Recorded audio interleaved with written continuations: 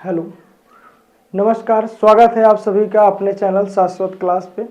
मैं संजय कुमार।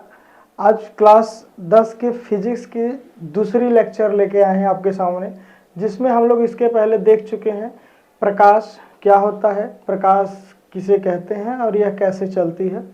इसके प्रकाश के गुणों के बारे में देखा था। हम लोग दर्पण तक पहुंच गए थे। आज हम उसी क्लास को थोड़ा सा आगे बढ़ाना चाहते हैं और ये देखेंगे कि दर्पण में जो न्यूमेरिकल बनते हैं, जो सवाल बनाए जाते हैं, उसमें प्लस माइनस का एक बड़ा दिक्कत होता है। अक्सर बच्चों का ये सवाल रहता है कि सर समझ में तो आ रहा है, लेकिन कन्फ्यूजन ये रहती है कि हम कब प्लस लेते हैं और कब माइनस लेते हैं। तो इसके लिए एक बेसिक सा कुछ नियम है और उस चीज़ को हम आज देखने वाले हैं। तो जैसा कि हम लोग इसके पहले पढ़े थे गोली दर्पण के बारे में। गोली दर्पण क्या है? तो एक खोखले गोले का कटा हुआ भाग है। गोली दर्पण क्या है? एक ये मान लो कि एक हमारे पास खोखला गोला है और अगर हम इसे काट दें, इधर से काट दें, तो ये कटा हुआ भाग होता है। लेकिन इस दोनों कंडीशन में इसके पास अपना केंद्र होगा, अपनी त्रिज्याएं होंगी, क्योंकि ये किसी न किसी गोले का भाग होगा। अच्छा, मान लेते हैं कि ये त्रिज्या इसकी यहाँ पर होगी। ध्यान रहे हम इसके क्या कर रहे हैं, बाईं ओर कलाई कर दे रहे हैं। ध्यान से देखना, अगर हम इस तरह खड़े हो रहे हैं तो बाईं ओर कलाई कर दे रहे हैं, ठीक है भाई। या फिर आप ऐसा कह सकते हो कि हम इसके किसी भी एक तरफ कलाई कर दें तो उसका एक सतह जो है वो कलाई से रंग उठाता है, लेकिन जो दूसरा सतह बचता है वो चमकदार होती है, जिसमें हम किसी वस्तु का प्रतिबिंब देख पाते हैं। अब चूंकि इस कागड़िया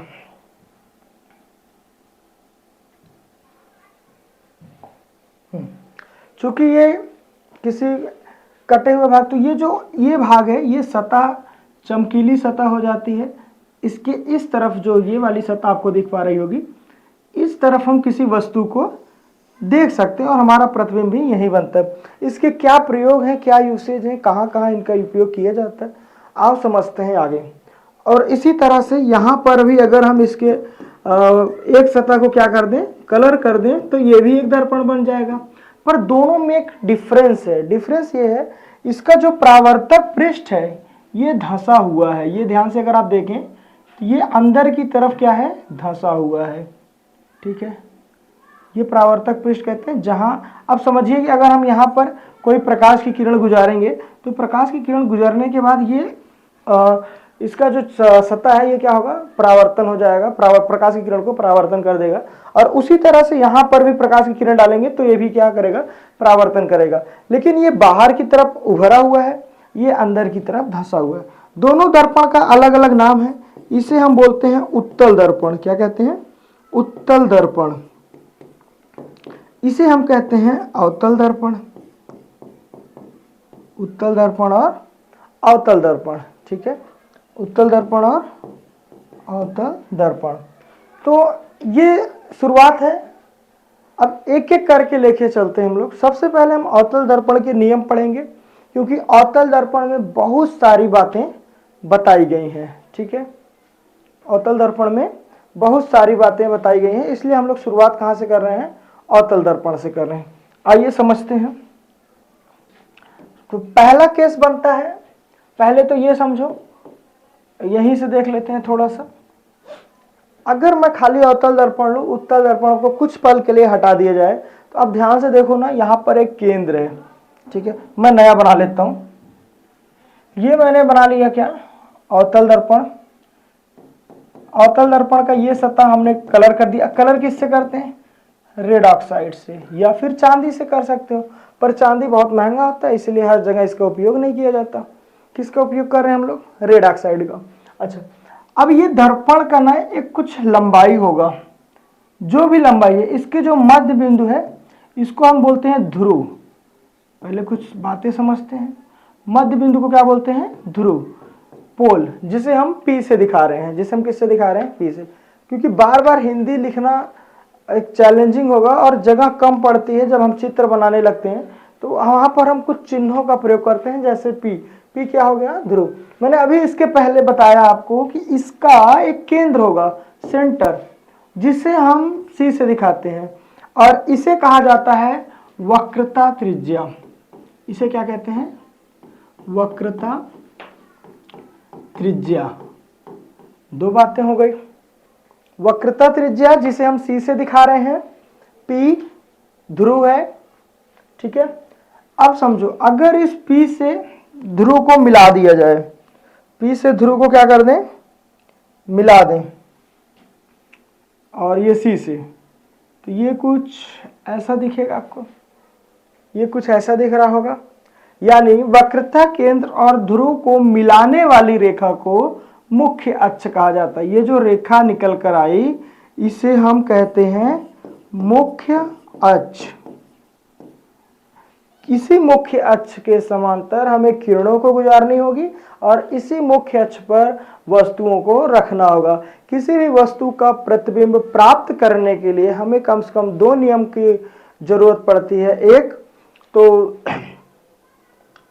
मुख्य अक्ष के समांतर किरण की, और दूसरा इसके कुछ और नियम है कि उस परावर्तन के पश्चात ये किरण कहाँ से गुजरेगी, कहाँ पर मिलेगी। एक एक करके समझते हैं मुख्य अक्ष। पहली बात तो ये समझो, ये जो बिंदु C है और ये जो बिंदु P है, इन दोनों को मिलाने वाली रेखा को मुख्य अक्ष कहते हैं, और इनके बीच की जो दूरी है, इनके बीच की जो दूरी है उसे हम कहते हैं रेडियस त्रिज्या। इसे हम दिखाते हैं R से। क्योंकि ये एक गोले का ही केंद्र है तो ये उसकी त्रिज्या ही होगी।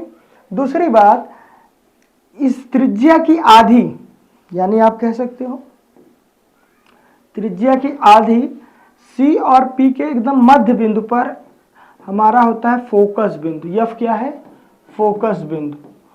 फोकस बिंदु, ये फोकस बिंदु क्या है, तो वह जो परावर्तन होने के पश्चात सभी किरणें इसी बिंदु से होकर गुजरती हैं। पहला नियम, मुख्य अक्ष से आने वाली समांतर किरणें परावर्तन के पश्चात फोकस बिंदु से होकर गुजरती है। ये पहली बात याद रखेंगे। अच्छा, और क्या, ये जो P और F के बीच की दूरी है, P और F के बीच की दूरी है, ये है हमारा फोकस दूरी। स्मॉल f से दिखाया जा रहा है यहाँ पे फोकस दूरी। फोकस दूरी, फोकस दूरी कहाँ से कहाँ तक, कैपिटल F से लेकर P के बीच की जो लंबाई है उसे हम क्या कह रहे हैं, फोकस दूरी, ठीक है। और C से लेकर P के बीच की जो दूरी है उसे हम क्या कह रहे हैं, वक्रता त्रिज्या।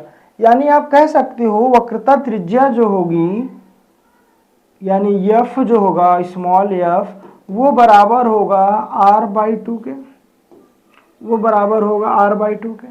मान लो कि R 20 है, R कितना है 20, और हम उससे 2 से भाग देंगे तो F 10 आ जाएगा। अगर R 30 है, 2 से भाग देंगे तो F 15 आ जाएगा। यही बात कहा जा रहा है कि इसका आधा होता है कौन, F, ठीक है। पहला नियम इतना याद हो गया, छोटा सा फार्मूला एकदम, F बराबर R/2, या कहीं कहीं आप इसी को जब पक्षांतर कर देते हो तो ये मिलता है आपको R बराबर में 2F, R बराबर में 2F, ठीक है। आगे बढ़ जाएं, चलिए, तो ये पहला नियम। दूसरा कंडीशन क्या है, इसी में बता देते हैं आपको। थोड़ा सा कुछ छोटा कर लेते हैं, साइड कर देते हैं इसे।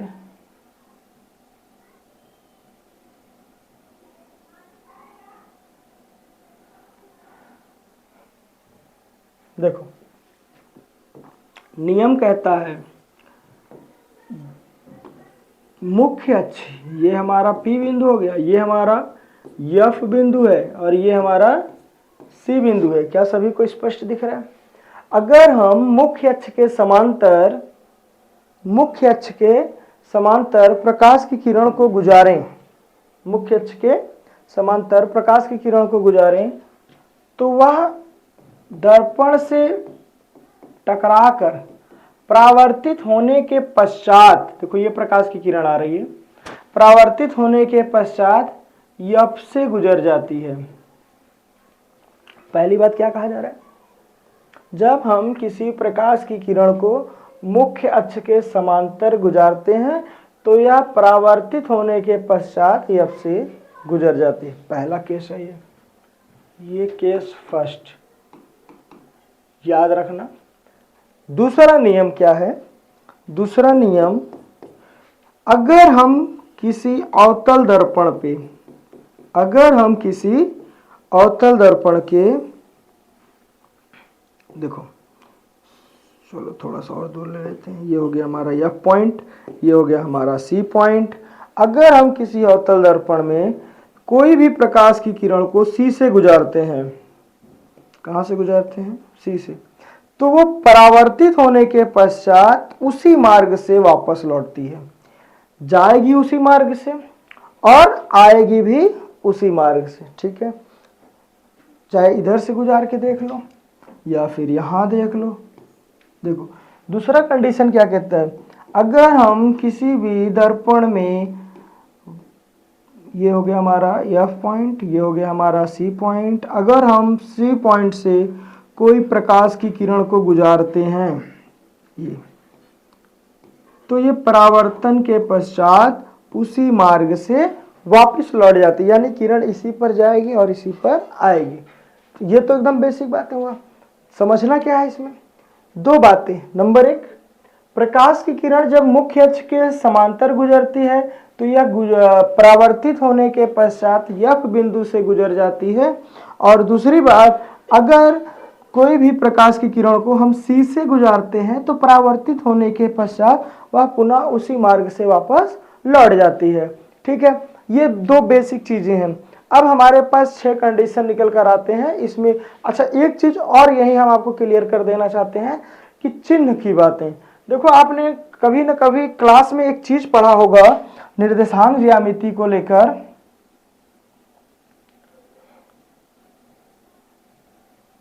यहां तक किसी को कोई दिक्कत तो नहीं होनी चाहिए भैया? ये क्या चल रहा है?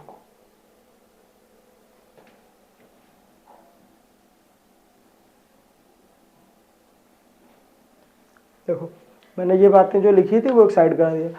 आपने निर्देशांक ज्यामिति में एक चीज पढ़ा होगा, यदि हम दो किरण खींचें, एक x और एक y, एक x और एक y, इसको हम लोग बोलते हैं x डैश और इसको बोलते हैं y डैश। देखो, अगर हम इसके समांतर चल रहे हैं, जैसे ये लाइन पे है, इधर चल रहे हैं, यहाँ से एक कदम, दो कदम, तीन कदम इधर चल रहे हैं, तो ये पॉजिटिव होता है, और ऊपर की तरफ बढ़ रहे हैं तो ये माइनस होता है। यानी जैसे समझो कि अगर कोई चीज़ को हम यहाँ से उठा के यहाँ रख दें तो अब इसकी दूरी यहाँ से यहाँ नापी जा रही है तो ये प्लस नापा जाएगा, और अगर यहाँ से उठा के यहाँ रख दें तो अब इसकी दूरी हम यहाँ से यहाँ तक नाप रहे हैं तो ये माइनस होगा।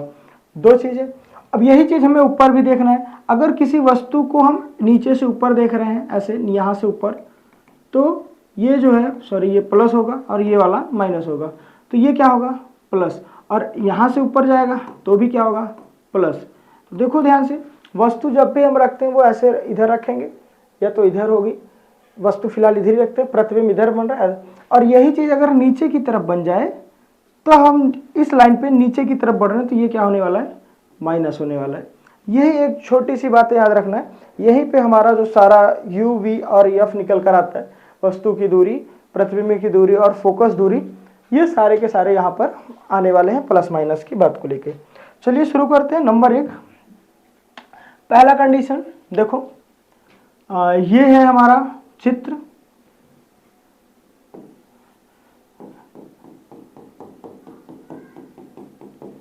ये हो गया हमारा चित्र, जिसमें ये पॉइंट होगी हमारी क्या? F, ये पॉइंट क्या है? हमारी C। अब सुनना जरा ध्यान से, वस्तु हमेशा जो है इस तरफ रखी जाती है ऐसे, ये क्या है हमारा? दायां। वस्तु हमेशा कहाँ रखी जा रही है? दाएं तरफ रखी जा रही है। अच्छा, जब वस्तु दाएं तरफ रखी जाएगी तो पहला केस, वस्तु को हम ज़्यादा से ज़्यादा कहाँ रख सकते हैं? अनंत पे रख सकते हैं। कहाँ रख सकते हैं? अनंत पर। तो हम लिखेंगे जब वस्तु अनंत पर हो। कहाँ पर हो? अनंत पर हो। ये इन्फिनाइट का चिन्ह है, इसको अनंत पर पढ़ा जाता है, उल्टा 8। जब वस्तु अनंत पर होगी, एक चीज़ सुनना ध्यान से आप, जैसे मान लो, पहले कुछ बेसिक समझ लेते हैं, छोटा सा बात। ये देखो भाई, अगर हम किसी दो लोगों को हम यहाँ बैठा दें, ऐसे दिख रहा होगा इमेज, दो लोगों को बैठा दें और यहाँ पे हम प्रकाश डालें तो ये प्रकाश ऐसे निकल कर आएगी, कुछ ऐसे प्रकाश निकल कर आएगी। तो इस व्यक्ति का जो प्रतिबिंब होगा वो इस दिशा में बनेगा और इस व्यक्ति का जो प्रतिबिंब होगा इस दिशा में बनेगा। दोनों केस में प्रतिबिंब दूर हट रही होगी, दोनों केस में प्रतिबिंब दूर हट रही होगी। लेकिन अगर हम इस लाइन को ध्यान से सुनना आप, अगर मैं इस सूरज को ही उठाकर ऊपर कर दूं, सूरज को उठा के क्या कर दें, ऊपर कर दें, इसको हटाओ, सूरज को उठा के कहां कर, अरे अलग अलग आता है क्या, पूरा नहीं आएगा, ठीक है हटा दो इसको। अगर ये मान लो सूरज है और इसको उठा के हमें कहां करना है, ऊपर। अगर हम इसे और ऊपर कर दें और ऊपर कर दें, बहुत ऊपर कर दें, तो अब यहां से प्रकाश जो निकलेगी वो लाइन इधर से हट जाएगी और ये हो जाएगी सीधी लाइन, यानी ये कुछ इधर बनने लगेगा ऐसे, ये कुछ प्रतिबिंब ऐसे बनने लगेगा क्योंकि अब ये ऊपर गया, ऊपर। यानी जब कभी हम प्रकाश की किरण को बहुत दूर से ले आते हैं तो वहां से किसी वस्तु की जो रेखा प्राप्त होने लगती है वो एक सरल रेखा प्राप्त होती है। मान लीजिए कि कोई वस्तु अनंत पर है, अब उस पर प्रकाश जब पड़ रही है उस दर्पण पे प्रतिबिंब बनाने के लिए, तो वहां से आने वाली रेखा एक सीधी रेखा होती है जो कि मुख्य अक्ष के समांतर होगी।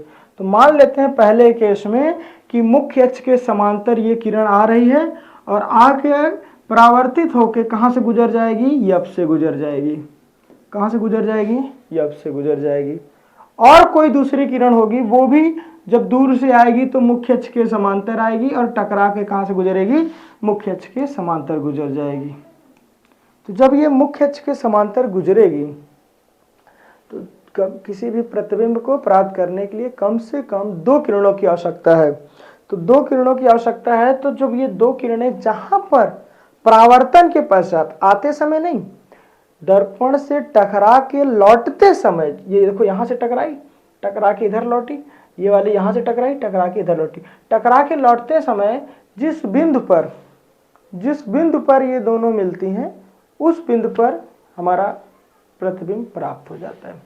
तो ये जो जहां पर ये दोनों काट रही हैं वहीं पे हमारा क्या बन रहा है, प्रतिबिंब बन रहा है। तो इसकी जो गुण होंगे इस प्रतिबिंब का वो होगा, ये भैया बिंदु के आकार का बनेगा। सबसे पहले तो बहुत छोटा बनेगा, कैसा बनेगा, बिंदु के आकार का बनेगा, बिंदु के आकार का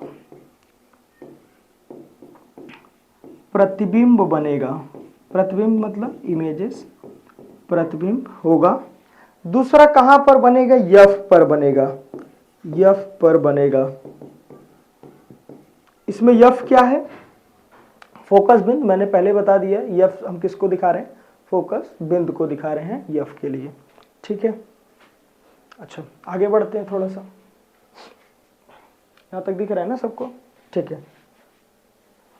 आकार कैसा, अब कोई भी चीज अगर एकदम बिंदु के आकार की है, ध्यान से सुनिएगा, जब वो एकदम बिंदु के आकार का है तो हम उसे उल्टा सीधा कैसे दिखा सकते हैं, वो तो एकदम छोटा हो गया, बिल्कुल बिंदु के आकार का, उसकी कोई आकृति ही नहीं बची है, चारों तरफ से समान है वो, ठीक है। चलो अब देखते हैं दूसरा। पहला केस समझ में आ गया होगा उम्मीद है सभी को। हाँ मैंने चिन्ह परिपाटी नहीं बताया, सॉरी, तो यहां देख लेते हैं चिन्ह।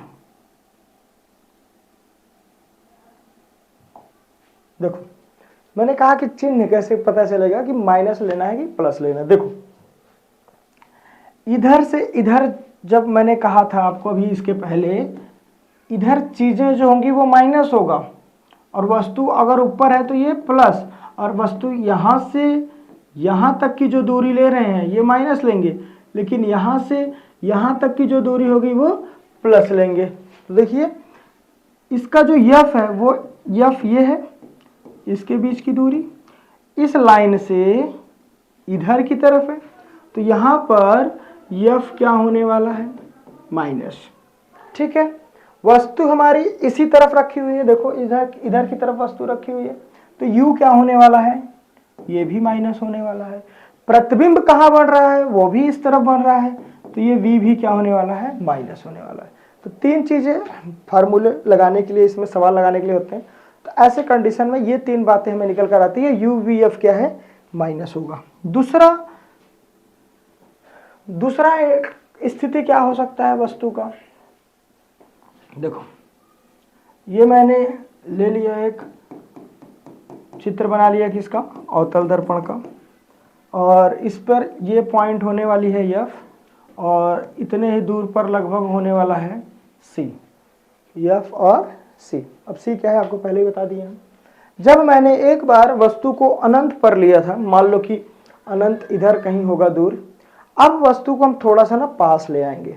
जब पास ले आएंगे तो उसे हम सी से दूर रखेंगे और अनंत से पहले, यानी अनंत और सी के बीच में। दूसरी कंडीशन होती है अनंत एवं सी के बीच। कई बार यही चीजें आपको सी से परे देखने को मिल जाता है। सी से परे का मतलब होता है सी से पीछे, सी से परे। तो चाहे अनंत एवं सी के बीच बोल दो और चाहे सी से परे बोल दो, दोनों कंडीशन में समान होने वाला है। यहां मान लो कि वस्तु अब की बार हम यहां रखने वाले हैं। अब अनंत कहीं दूर होगा, अब कितने दूर पे बनाना है वो आपके ऊपर है, कोई दिक्कत की बात नहीं है। ये जो मैंने वस्तु यहां रख दिया, इस वस्तु की एक लंबाई ले लेते हैं। मान लीजिए ये वस्तु की लंबाई हो रही है ए बी, क्या है, ए बी, ये वस्तु की लंबाई हो गई। अब देखिएगा जरा ध्यान से, जब हम एक प्रकाश की किरण को गुजारते हैं तो ये मुख्य अक्ष के समांतर जानी चाहिए। ये हमारी मुख्य अक्ष है, इसके समांतर प्रकाश की किरण जाएगी। जो हमारी पहली किरण है वो गुजर जाएगी कहाँ से, एफ से। मुख्य अक्ष के समांतर जाने वाली किरण कहाँ से गुजर गई, एफ से। और जो दूसरी किरण है, आप चाहो तो उसको भी एफ से गुजार दो या चाहो तो सी से गुजार दो। मैं सी से गुजार दे रहा हूं, ठीक है भैया।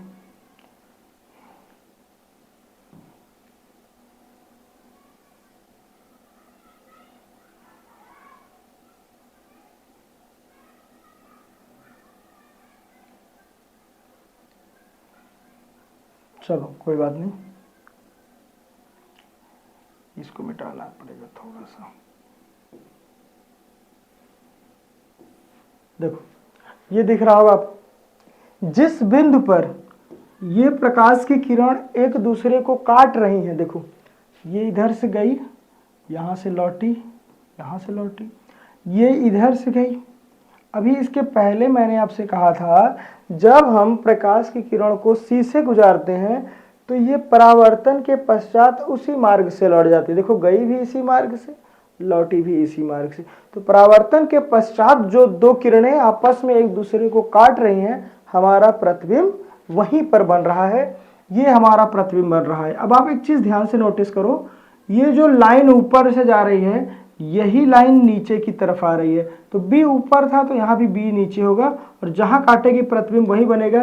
किससे संपर्क हो रहा है, मुख्य अक्ष से बन रहा है हमारा प्रतिबिंब। ये बन रहा है हमारा प्रतिबिंब, ये बन रहा हमारा प्रतिबिंब, ठीक है भैया। बी कहाँ है, नीचे की तरफ, तो नीचे हो जाएगा बी डैश। ए कहाँ है, इसी लाइन पर है, तो ये हो गया हमारा ए डैश। तो ये बना हमारा प्रतिबिंब। कब ऐसा हुआ, जब हम वस्तु को अनंत और सी के बीच में रख रहे थे तब। अच्छा, और क्या इसमें बातें निकल कर आती हैं, प्रतिबिंब कहाँ बन रहा है, तो ये निकल कर आ रहा है बातें, जरा ध्यान से देखो। प्रतिबिंब जो हमारा बन रहा है सी और एफ के बीच बन रहा है, बनेगा सी एवं एफ के बीच, सी एवं एफ के बीच में क्या बन रहा है, प्रतिबिंब बन रहा है, ठीक है। अच्छा, और क्या बन रहा है इसमें, और क्या बन रहा है इसमें, एक चीज और बन रही है, वस्तु की लंबाई आप ध्यान से देख रहे हो तो ये पहले ज्यादा थी, अभी कम हो गई। तो जो हमारा प्रतिबिंब का आकार है, प्रतिबिंब का आकार वस्तु की आकार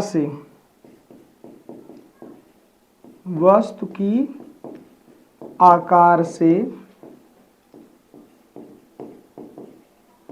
छोटा बनता है, वस्तु की आकार से छोटा बनता है। और क्या बन रहा है, देखो बी पहले ऊपर था, अभी बी कहाँ चले गया, नीचे, उल्टा बनता है। क्या, प्रतिबिंब कैसा बन रहा है, उल्टा बनता है, उल्टा बनता है। दो कंडीशन चीजें मिली आपको, एक तो प्रतिबिंब सी और एफ के बीच में बन रहा है, दूसरा प्रतिबिंब का आकार वस्तु की आकार से छोटा बन रहा है, तीसरी बात ये उल्टा बन रहा है। अब इसमें हम लोग चिन्ह भी देख लेते हैं। चिन्ह क्या है, यू, वी और एफ। देखो इस तरफ वस्तु इधर रखी हुई है तो u माइनस हो जाएगा, प्रतिबिंब भी हमारा यहां से इधर बन रहा है तो v भी माइनस हो जाएगा, f तो इधर है ही इसके बीच में तो ये भी क्या होगा, माइनस। दूसरी बात, जो हमारा प्रतिबिंब बन रहा है, कई बार हम इमेजेस को भी देखते हैं I और O को, तो यहाँ मैं लिख देता हूँ O जो है ये वस्तु की लंबाई है। क्या है, वस्तु की लंबाई है। देखो वस्तु यहाँ से ना ऊपर की दिशा में जा रहा है, अभी आपने पढ़ा ना एक्सिस में कोई चीज़ अगर ऊपर की तरफ होगा तो ये हमें क्या लेना है, पॉजिटिव लेना है, तो ये प्लस बनेगा, ओ क्या होगा, प्लस होगा। लेकिन वहीं देखो इमेजेस नीचे हो रहे हैं, आई क्या हो रहा है, नीचे हो रहा है, तो जब नीचे हो रहा है तो आई की वैल्यू क्या होने वाली है, माइनस होने वाली है। ये छोटी छोटी बातें हैं जो आपको न्यूमेरिकल हल करने में काफ़ी मदद करेगी और साथ ही साथ चित्र बनाने के भी काम आएगी। इस तरह के जो डायग्राम आते हैं बोर्ड एग्जाम में, शुरुआत में ही आपको 1 से 2 नंबर के क्वेश्चन ऐसे देखने को मिल जाते हैं जिसमें ये कहा जाता है कि वस्तु अगर इनके बीच में रखी होगी तो प्रतिबिंब कैसा होगा, अच्छा एक चीज़ और छूट रहा है, आभासी और वास्तविक, ये भी देख लेते हैं। अब देखो भैया यहाँ पर ना प्रतिबिंब जो है पूरा मिल रहा है, मतलब परावर्तन होने पर, ऐसा नहीं कि हम कल्पना नहीं कर रहे हैं कि मान ले रहे हैं कि वो वहां आकर मिलती होगी, ऐसा नहीं है, डायरेक्ट क्या कर रहे हैं, काट रहे हैं। तो ये जो प्रतिबिंब हमारा बन रहा है वो कैसा बन रहा है, वास्तविक बन रहा है। इस बात को आप ध्यान से सुनेंगे। वास्तविक प्रतिबिंब क्या होता है, जो जिसके प्रतिबिंब मिलते हुए दिखते हैं, हमें मिल जाते हैं, दिखाई दे रहा है, काल्पनिक नहीं होती है, ठीक है। और आभासी में जिसे हम मान लेते हैं। अब समझते हैं तीसरा कंडीशन। तीसरा कंडीशन क्या है वो देखेंगे जरा ध्यान से।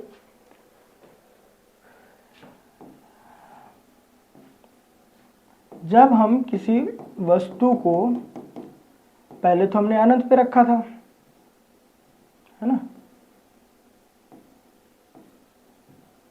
कहाँ रखा था, अनंत पे। अब की बार हम वस्तु को रख रहे हैं सी पर। कहाँ पे रख रहे हैं, सी पर। ये मैंने वस्तु रख दी यहाँ पे, वस्तु को कहाँ रख दिया मैंने, सी पर। इसकी लंबाई ए बी, चलो थोड़ा दिख रहा होगा आप लोगों को। अब जब मैंने ये वस्तु रखी तो आपको पता है इस पे हमें मुख्य अक्ष के समांतर एक प्रकाश की किरण गुजारनी होगी। क्या गुजारनी होगी, मुख्य अक्ष के समांतर प्रकाश की किरण गुजारेंगे, जो कि परावर्तन के पश्चात कहाँ से गुजर जाएगी, एफ से गुजर जाएगी। परावर्तन के पश्चात कहाँ से गुजर जाएगी,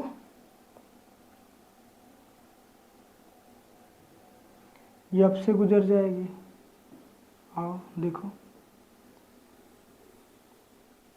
ठीक है, कहाँ से गुजार दिया आपने इसे, एफ से गुजार दिया। ये आई किरण और एफ से गुजर गई। एक दूसरी किरण भी जाएगी, वो भी कहाँ से गुजारना है हमें, एफ से गुजारना है। कहाँ से गुजारना है, एफ से गुजारना है, तो आओ गुजारें। ये गुजरने के बाद कुछ ऐसा हो जाएगा, परावर्तन हो जाएगा। सी मैं थोड़ा यहाँ से मिटा देता हूँ। जिस बिंदु पर ये मिलती है या मिलती हुई प्रतीत होती है, जिस बिंदु पर यह मिलती है या मिलती हुई प्रतीत होती है, उस बिंदु को हम क्या कहते हैं, प्रकाश का परावर्तन।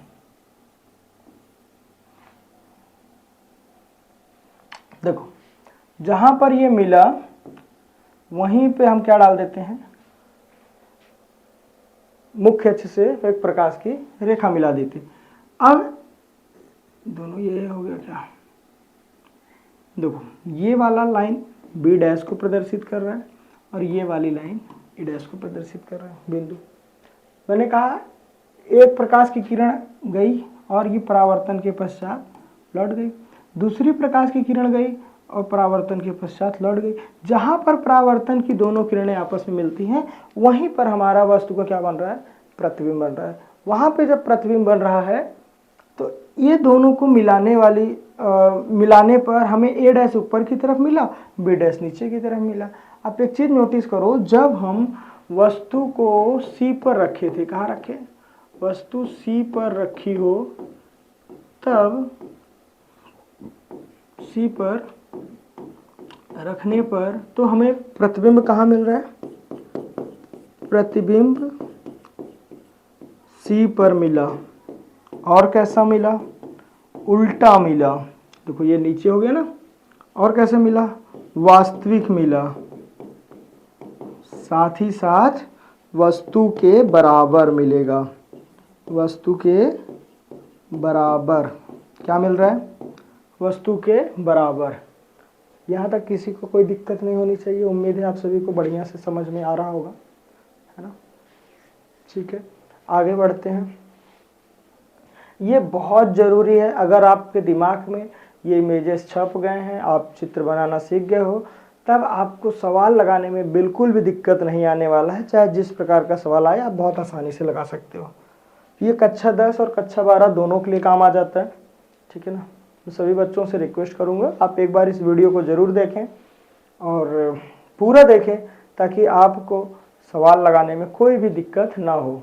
बोर्ड एग्ज़ाम में एक टॉपिक से आपका कक्षा 10 की अगर हम बात करें तो कम से कम 12 से 13 नंबर का आता है खाली इसी टॉपिक से, जिसमें 1 से 2 सवाल रहते हैं, बाकी थ्योरी रहती है, बहुविकल्पी रहते हैं। ठीक है, चलिए चौथा कंडीशन देखते हैं। पहली बार हमने वस्तु को अलग अलग जगह पे रख के देख लिया, अनंत पे रखा, फिर अनंत और सी के बीच में रखा, सी पे रख के देख लिया। अब की बार हम वस्तु को रखने वाले हैं सी और एफ के बीच में। कहाँ रखने वाले हैं, जब वस्तु सी एवं एफ के बीच हो।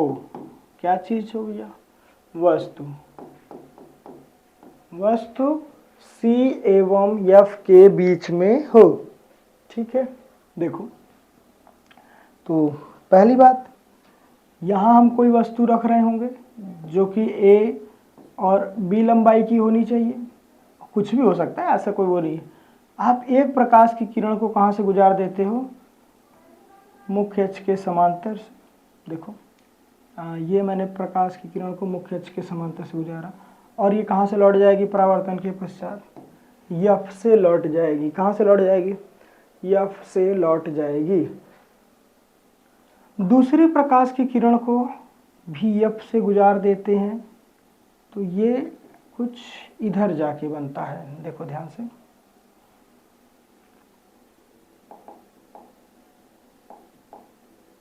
फिर से देखते हैं। ये प्रकाश की किरण, अरे लाल पेन हो गया कैसे,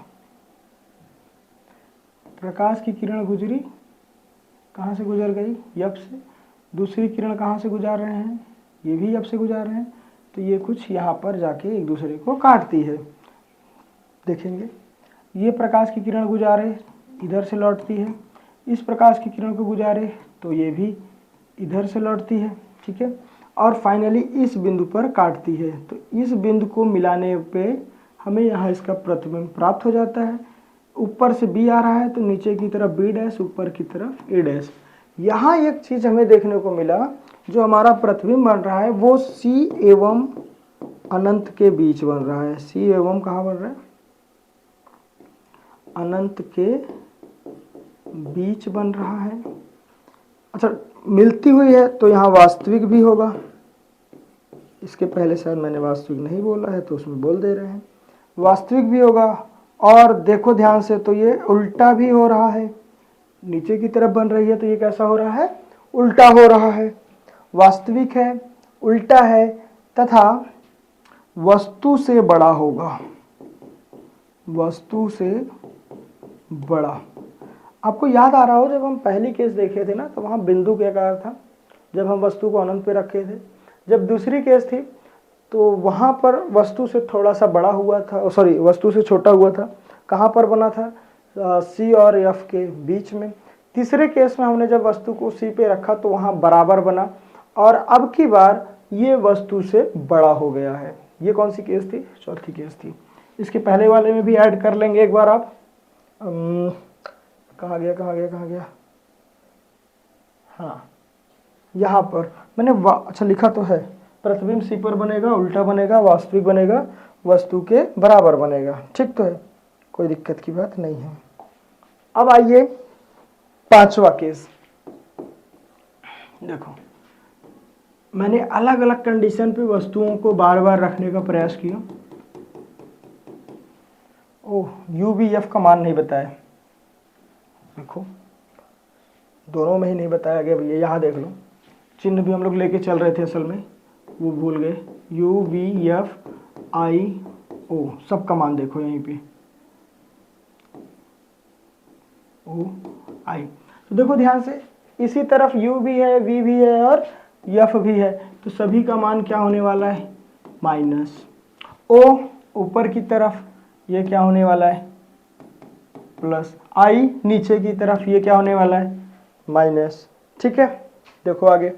इसके बाद इस कंडीशन में भी देखो, यू वी एफ सारे के सारे इसी तरफ लगा दो माइनस फटाफट, है ना। क्लास शायद बड़ी हो रही है, कोई बात नहीं। यू वी एफ सारे के सारे इधर क्या है, माइनस है, और ओ क्या बन रहा है, प्लस। आई क्या बन रहा है, नीचे की तरफ माइनस। देखो आई नीचे, वो ऊपर है। ठीक है, अगर ऐसा पहचानना है कि ओ क्या है, तो ये देखो ए बी की लंबाई, आई क्या है, ए डैश बी डैश की लंबाई। ठीक है, पांचवा कंडीशन देखें जरा। मैंने एक बार वस्तु को अनंत पे रख के देख लिया, और एक बार वस्तु को मैंने कहाँ रख के देख लिया, सी और अनंत के बीच में, फिर सी पर, सी और एफ पर। अब की बार वस्तु को रख देते हैं हम लोग एफ पर। कहाँ रख देते हैं, एफ पर। तो जब वो एफ पर रखेंगे तो आपको पता है कि एक किरण मुख्य अक्ष के समांतर जाएगी और ये एफ से गुजर जाएगी। इस बार के कंडीशन में ऐसा है कि हम दूसरी किरण को एफ से गुजार ही नहीं सकते, क्योंकि वस्तु तो एफ पर ही है। जब हम वस्तु को एफ पर है नहीं गुजार सकते, तो हमें सी से किरण ले जानी पड़ेगी। कहाँ से, सी से। तो ये जाएगी सी से किरण आपकी बी के लिए, और आपको पता है जो किरण ये इधर से जा रही है वहीं से लौट भी जाएगी। अब ध्यान से अगर देखो तो ये दोनों किरणें आपस में एक दूसरे के समांतर दिख रही हैं। क्या दिख रही है, समांतर। अब याद करिए वो पहला कंडीशन जिसमें हम लोगों ने ये कहा था कि जब वस्तु दूर से आती है तो उसकी किरणें समांतर हो जाती हैं। मान लेते हैं कि अब ये जो समांतर चलने वाली किरणें हैं ये कहीं अनंत दूर पे जाकर एक दूसरे से मिल जाएंगी, ऐसा सिर्फ माना जा रहा है। उस कंडीशन में हमारा जो प्रतिबिंब निकल कर आएगा वो बनेगा अनंत पर। तो देखो, यदि वस्तु को हम कहाँ रख देते हैं, फोकस पर। यदि वस्तु को एफ पर रखें तो हमारा जो प्रतिबिंब होगा,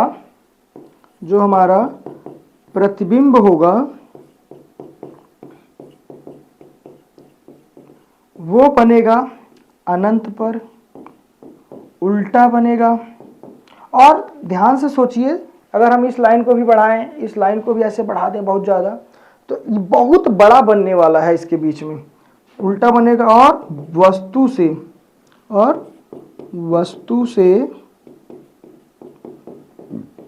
बहुत बड़ा बनेगा। वस्तु से कैसा बनेगा, बहुत बड़ा बनेगा। ठीक है, प्रतिबिंब अनंत पर बनेगा, उल्टा बनेगा, वस्तु से बहुत बड़ा बनेगा, वास्तविक बनेगा। कैसा बनेगा, वास्तविक बनेगा। चलिए इसकी भी हम प्लस माइनस की बात कर लें। यहाँ दिख रहा है सबको, U V F O I। ध्यान से देखो, वस्तु भी हमारी इस तरफ रखी हुई है, F भी इस तरफ है और V इसी तरफ बन रहा है, तो ये सभी चीजें क्या होने वाली हैं, माइनस। और I नीचे की तरफ इधर कहीं बनेगा, तो नीचे की तरफ क्या होने वाला है, माइनस। और O कहाँ रखा हुआ है, ऊपर, तो ये क्या होगा, प्लस। ठीक है, साथ में ये चिन्ह भी आप देखते चलें, याद करते चलें, एक छोटा सा नोट्स बनाते चलें। आप अपने तरीके से, शॉर्ट तरीके से लिख सकते हैं, इसे याद कर सकते हैं। अब आखिरी केस जहाँ पर वस्तु को हम F और P के बीच में रखने वाले हैं। चलो देखो, last case, case number 6, case का मतलब स्थिति। ये मैंने एक लाइन ड्रॉ किया, फटाक से अवतल दर्पण बनाया, इसका पॉइंट F ले लिया गया और इसका एक पॉइंट क्या है हमारे पास, C है। जिस वक्त हम वस्तु को कहाँ रख रहे हैं, F एवं P के बीच रखने पर, तो यहाँ पर वस्तु को रखी गई और एक प्रकाश की किरण गुजारने के बाद ये कहाँ से चल जाएगी, F से चली जाएगी। अच्छा, दूसरा तो अब हम यहाँ F से गुजार नहीं सकते, कहाँ से गुजारेंगे, हम गुजारेंगे C से। तो ये एक लाइन जाने वाली है ऐसे। चलो देखो, ये हमने इसको मिला दिया, खराब लग रहा है ना, मिटा देते हैं, फिर से बनाते हैं।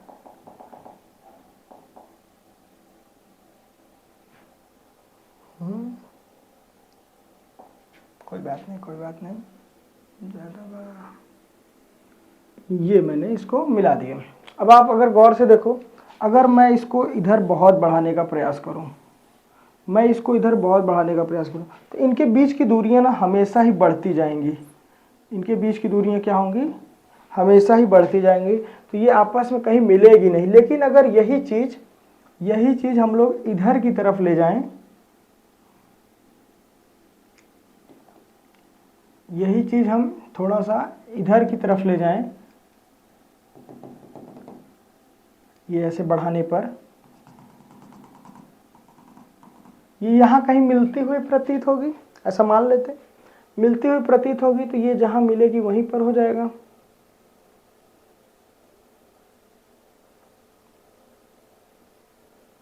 इसका नाम दे दो A B। अब देखो B डैश ना ऊपर होने वाला है और A डैश नीचे होने वाला है, प्रतिबिंब जहाँ बन रहा है। हम B डैश A डैश को क्या दिखा रहे हैं, प्रतिबिंब की लंबाई दिखा रहे हैं।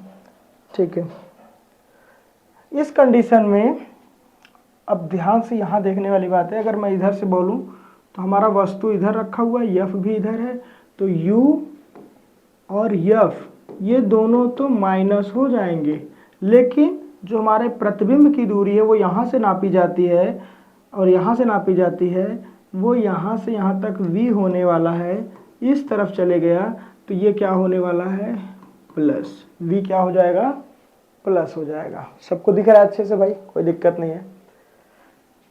और वस्तु की लंबाई भी ऊपर की तरफ, प्रतिबिंब की लंबाई भी ऊपर की तरफ, यानी O और I दोनों ही किस में लिए जाएंगे, यहाँ पर प्लस। यही एक ऐसा केस है जहाँ पर V की वैल्यू और I की वैल्यू प्लस ली जाती है अवतल दर्पण में। दूसरी बात, इसका जो प्रतिबिंब बनेगा वो कैसा बनेगा, तो ये देखो, पहला नंबर तो आभासी बनेगा।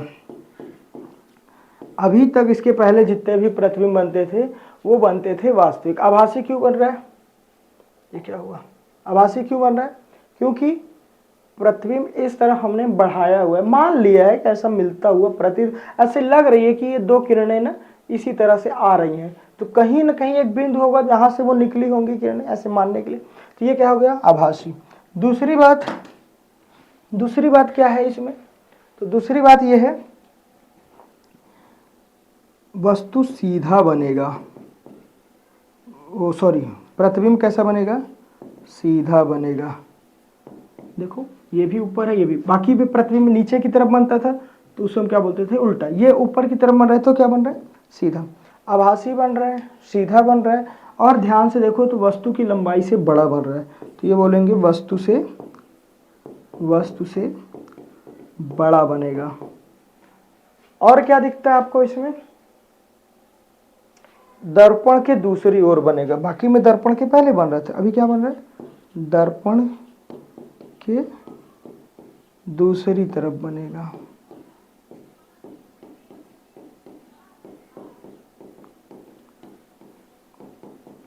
ठीक है, तो ये वो 6 कंडीशन है जहां पर हम लोगों ने प्लस माइनस भी समझा और दर्पण को ये समझना चाहा कि हमें कब प्लस लेना है, कब माइनस लेना है, उसके प्रतिबिंब कैसे बन रहे हैं, आभासी बन रहा है, वास्तविक बन रहा है, कहाँ बन रहा है और कहाँ नहीं बन रहा है। तो ये 6 कंडीशन है जिस पे हमें सवाल समझ में आते हैं। आगे हम लोग कल इसी टॉपिक का सवाल लेकर आएंगे। ठीक है,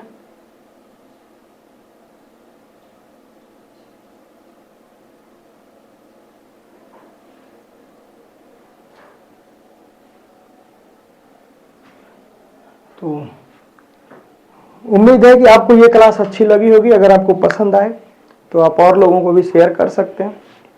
आगे हम इसके ऊपर पूरे सवाल कराने वाले हैं, प्रीवियस ईयर का क्वेश्चन कराने वाले हैं फिजिक्स को लेकर। धीरे धीरे हम और भी क्लासेस ले आएंगे। कल के डेट में हम कोशिश करेंगे कि इस पर हम एक क्लास ले आएँ, एक्टिव वॉइस और पैसिव वॉइस की स्टार्टिंग होंगी, जो बेस्ट होगा क्लास 6 से लेकर 12 तक के लिए। ठीक है, चलिए बस आज के लिए इतना ही। सभी को नमस्कार, जय हिंद।